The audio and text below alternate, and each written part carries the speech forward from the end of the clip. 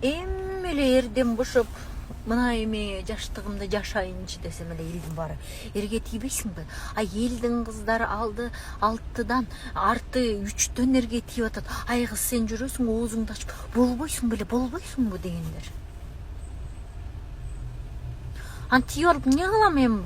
Бирөөнүн бактысы ошондойдур, балким эрден баладан тапкысы келип аткандыр, үйдө отургусу келип аткандыр. Эми анын көйнөгү мага чак келбейт да.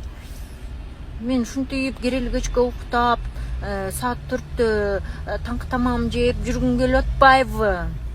Анан баарыбыз деле бирдей эле бир немеге тыга бересиңерби?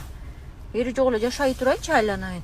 Мындай кенен кесир мен ушундай жалгыздыгымды көрө албай кобураттыңар. Келечекке тий дей берсиңер. Мындай тийбие жаздап атам, пожалуйста, тий дебегилечи.